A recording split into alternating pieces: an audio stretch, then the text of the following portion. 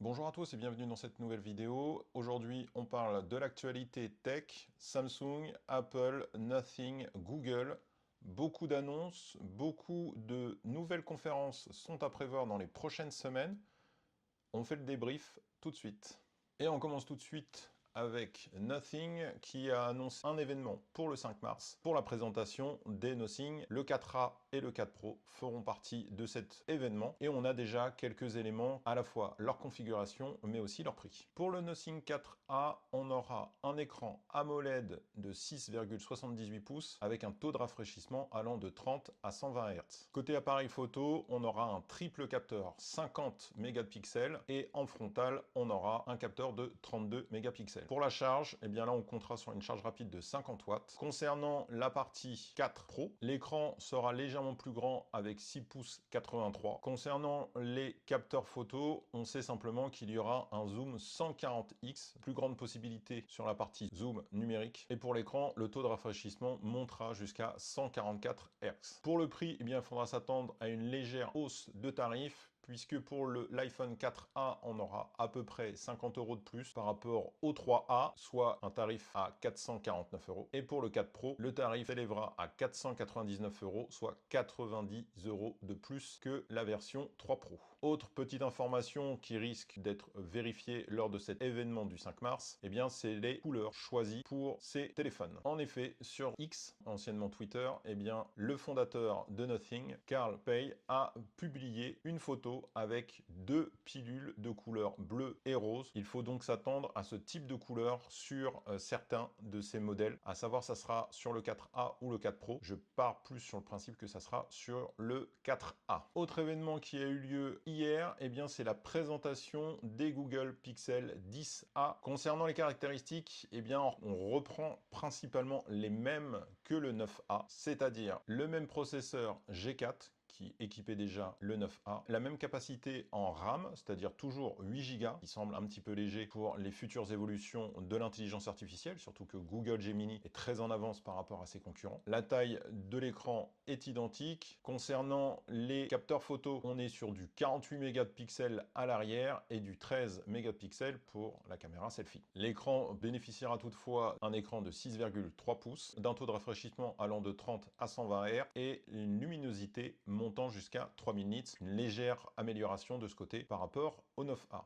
Et pour la première fois, eh bien, une entrée de gamme chez Google eh bien, sera équipée de la connexion satellite pour les appels et SMS en SOS, donc pour les appels d'urgence, comme on a déjà sur les Apple et sur Samsung. Mais cette fois-ci, eh bien, Google a fait le choix de les mettre aussi sur leur entrée de gamme. Concernant la date de commercialisation et du prix, eh bien, ils seront commercialisés à partir du 5 mars, la date de l'événement de Nothing, au prix de 549 € pour la version 128 Go, qui là aussi me semble un petit peu léger en termes de disque dur, mais voilà, c'est les choix pour avoir un tarif réduit. Petite nouveauté côté intelligence artificielle de Google, eh bien c'est Lyria qui permet de générer des chansons ou de la musique environ de 30 secondes à partir d'une image et du texte que vous allez lui proposer. Et il peut même aller jusqu'à vous générer une pochette pour cette chanson à travers son IA Banana. Bonne ou mauvaise idée, on verra ça quand ça sortira et quand les tests seront déjà un peu plus précis. Je vous laisserai en lien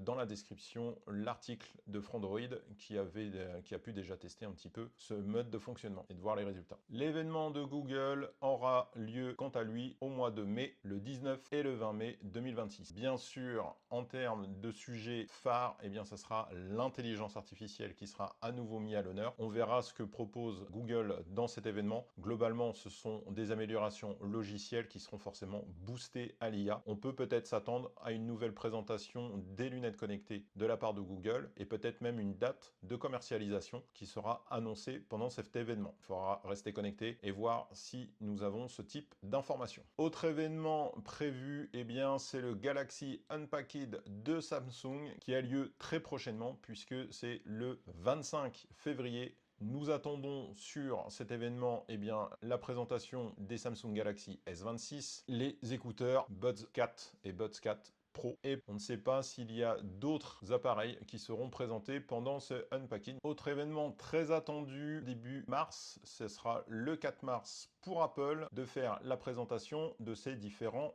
produits. Il y en a 3 qui sont attendus. Le MacBook qui aura cette fois-ci une nouveauté, c'est qu'il aura un modèle d'entrée de gamme qui sera avec un processeur A. Ces processeurs A, ils équipent l'intégralité des iPhones de chez Apple. On espère avoir la puce A19 Pro, mais certaines rumeurs parlent du processeur A18 Pro qui équipait les 16 Pro l'année dernière. On va voir ce que Apple choisit de faire sur ce processeur qui est quand même important pour la puissance du MacBook. Afin d'avoir un tarif plus intéressant, on parle de 500 € ou un petit peu moins de 500 €, avec bien sûr des compromis sur la partie macOS risque d'être allégé de certaines fonctionnalités. La mémoire serait aussi un peu plus faible. On parle de 4 ou de 8 Go. Je pense qu'il y aura différentes configurations de possibles avec cette entrée de gamme. En plus de la gamme MacBook, donc l'entrée de gamme et bien sûr le MacBook Pro, eh bien on attendrait aussi les iPad, iPad Air, iPad Pro et l'iPad de 12e génération. Autre produit qui risque de voir le jour, mais rien n'est sûr, c'est l'iPhone 17e qui viendrait donc remplacer l'iPhone 16e. De son côté, ce 17e, là aussi il y a beaucoup de rumeurs, notamment l'ajout du MySafe qui n'était pas présent sur le 16e et peut-être le Dynamic Island qui viendrait changer pour ne plus avoir cette encoche et donc avoir un design commun à l'intégralité de la gamme iPhone en ce moment. Il y a d'autres rumeurs sur la volumétrie en termes de RAM ou de disque dur. Je pense qu'on restera à peu près dans les mêmes capacités proposées par l'iPhone 16e et simplement reporté sur la 17e. Reste à savoir ce qu'il aura encore comme processeur, s'il aura celui de l'année dernière ou ce qui équipe déjà les iPhone 17. Côté nouveauté chez Apple, eh bien il y a l'iOS 26.4, la bêta 1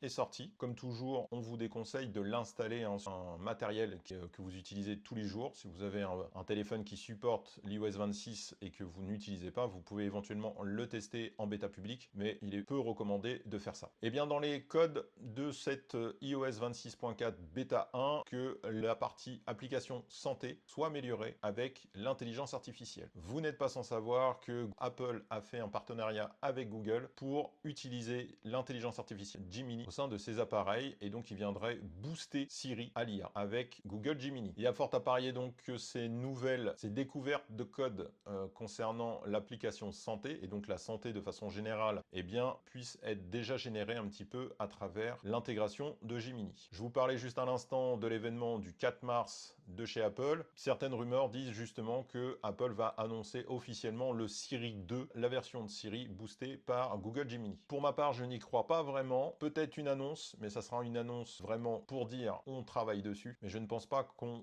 obtienne réellement une grosse avancée de l'intelligence artificielle avec la version 26.4 qui devrait sortir officiellement pour tout le monde à partir de fin mars, début avril. Je pense qu'il faut mieux tabler sur l'iOS 27 qui est prévu pour tout le monde à partir de septembre comme d'habitude et à partir de juin pour les développeurs. Je pense qu'il faut laisser le temps à Apple de mûrir ce mode de fonctionnement avec Google Gemini pour qu'il n'y ait pas d'erreur et surtout qu'il n'y ait pas encore un nouveau flop sur l'intelligence artificielle de chez Apple. Justement, quand on parle d'intelligence artificielle, eh bien, on voit passer les 3 appareils. Il y a déjà l'AirTags qui se porterait comme un collier avec une petite caméra qui viendrait interagir avec votre téléphone et qui serait aussi équipé d'un micro pour donc capter l'intégralité de l'environnement avec la caméra et le micro. On nous parle aussi bien sûr des lunettes connectées d'Apple, des Ray-Ban Meta à la sauce Apple. J'en ai déjà parlé dans une précédente vidéo avec toutes les technologies que Apple a déjà cumulées. Il est clair qu'ils peuvent faire des lunettes connectées très puissantes, mais il faut qu'ils fassent les bons choix sur les défauts des Ray-Ban Meta et j'en parle justement dans cette vidéo. Donc je vous laisserai la regarder et je la remettrai en lien dans la description. Et le troisième appareil, eh bien c'est toujours des lunettes connectées, mais cette fois-ci avec un écran sur le verre, mais ça clairement on ne le verra pas avant des années chez Apple. Les Ray-Ban Meta Display sont sortis décembre aux États-Unis et à partir d'avril en France. Clairement, je pense qu'Apple va attendre d'avoir plus de technologie et surtout plus de recul sur les appareils et notamment avec les premières lunettes connectées, et bien tout simplement de faire un retour d'expérience avec les utilisateurs et voir si ce type de matériel plaît aux utilisateurs. Et pour finir sur les rumeurs, on entend aussi parler d'un téléphone flip, donc toujours un pliant, mais cette fois-ci au format flip, qui serait dans les cartons, en tout cas que Apple continue continue de travailler, mais cette fois-ci, ça serait pas pour 2026 ou 2027, peut-être 2028. C'est tout pour moi, on a fait le tour sur les dernières actualités, les derniers événements qui ont été programmés et annoncés par les plus grosses marques de la tech pour les smartphones, Apple, Samsung, Nothing et Google. Vous avez donc un paquet d'informations qui ont été mises à disposition pour vous aujourd'hui sur cette vidéo. Moi, je vous retrouve prochainement pour une prochaine vidéo. Je vous informe que j'ouvre une deuxième chaîne dédiée au sport. Vous avez pu voir à travers cette chaîne déjà pas mal de vidéos de préparation. Eh bien, les futures vidéos de préparation seront basculées sur la chaîne secondaire. N'hésitez pas à vous abonner à cette deuxième chaîne. Je mettrai les profils ici. Et moi, je vous dis à très bientôt pour de nouvelles news. Je pense que la prochaine vidéo, ce sera Galaxy Unpacked de Samsung. On se fera un petit débrief sur ce qui a été annoncé pendant cette période. Bonne journée à vous et à très bientôt.